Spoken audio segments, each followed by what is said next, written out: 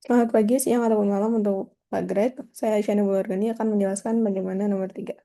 Jadi di sini kita nomor 3 itu membahas tentang GAN atau Generative Adversarial Network. Jadi GAN ini terdiri dari dua model, yaitu generator sama diskriminator. Gambarannya tuh generator hanya untuk menggenerate gambarnya, dan diskriminator ini untuk sebagai fungsi membedakan antara gambar yang digenerate apakah sudah sesuai dengan gambar yang asli ataupun tidak. Jadi di sini kita pertama import datanya dulu, import library. Habis itu kita import datanya dulu. Ini kita cuma ambil yang ship sama helikopter doang. Terus kita pakai image size-nya itu 28 kali 28. Sama kita pakai modenya grayscale.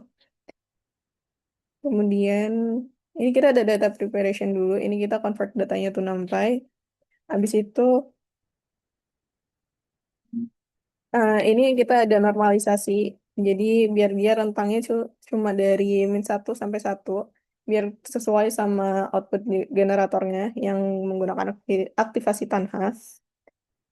Kemudian di sini ada visualisasi datanya, gambaran datanya kayak gini. Ini untuk ship, ini untuk helikopter.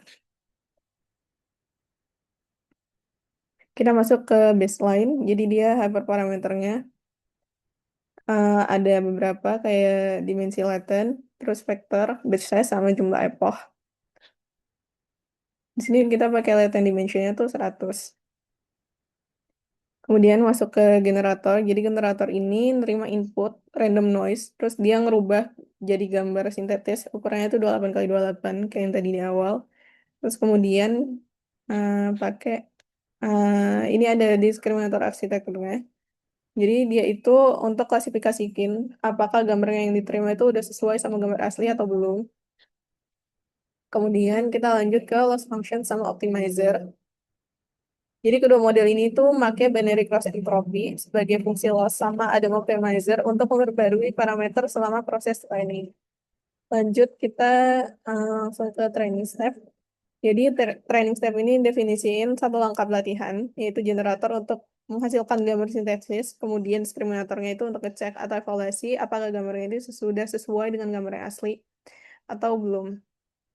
Kemudian kedua model ini akan menggunakan proses backpropagation.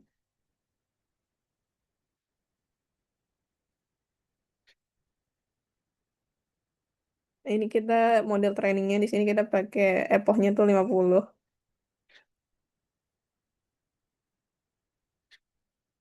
Abis udah selesai di training, kita ngecek apakah dia gambarnya sudah sesuai sama gambar asli apa enggak. Di sini tuh bisa dilihat kalau misalnya ini tuh masih lumayan jauh dari gambar yang asli secara visual, tapi udah mulai kelihatan polanya dikit-dikit, shape-nya bagaimana, helikopternya bagaimana. Kemudian kita lanjut, kita pakai evaluasi FID di sini. Jadi dia tuh semakin kecil, semakin bagus.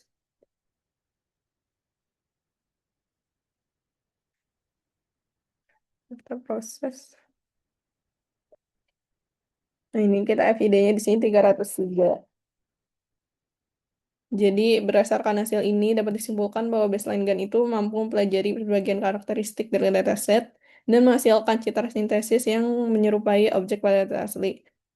Cuma di beberapa gambar mulai menunjukkan pola yang menyerupai ship sama helikopter, tapi walaupun udah beberapa kali menunjukkan, dia itu masih belum sepenuhnya konsisten. Jadi dia di sini masih lumayan tinggi, yaitu 303. Dan 303 ini bakal dijadiin ruang buat kita bisa evaluasi model selanjutnya. Lanjut di sini ada info. Hyperparameternya tadi kita ngasih beberapa peningkatan dengan penyusuan hyperparameter. Di sini kita epochnya kita tambahin jadi 70.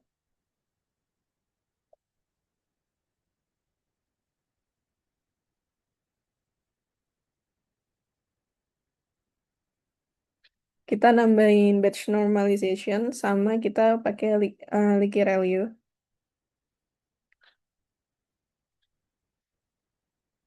Dan untuk yang diskriminator kita pakai dropoutnya kita set ke 0,3.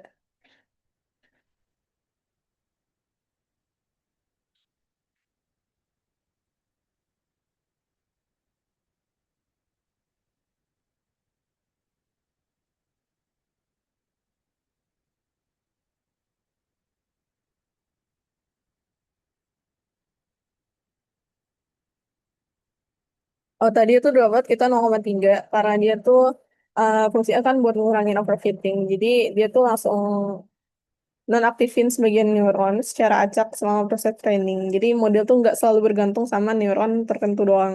Jadi dia bisa dipaksa untuk pelajari fitur-fitur lain yang lebih beragam sama bisa meningkatkan kemampuan generalisasi menjadi lebih baik.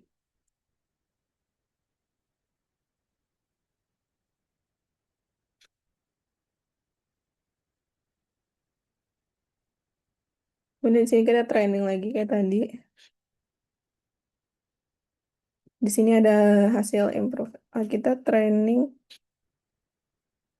Ini kita training tadi 70 epoch. Kemudian di sini ada hasil gambarnya. Bisa dilihat perbandingannya sama yang tadi. Ini lebih kelihatan lagi model helikopter bagaimana dan shape bagaimana. Walaupun mungkin memang masih belum terlalu jelas.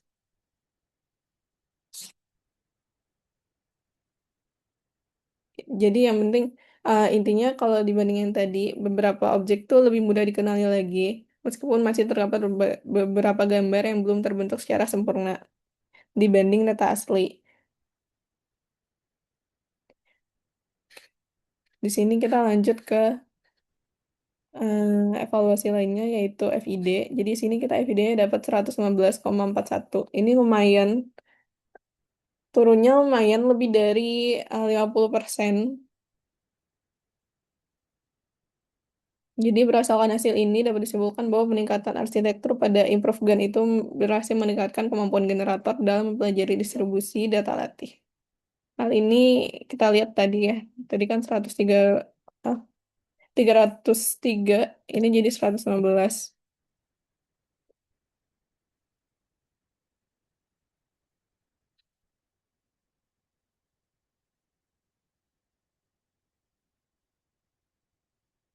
Jadi dia tuh meningkat penurunan sekitar 61,99%.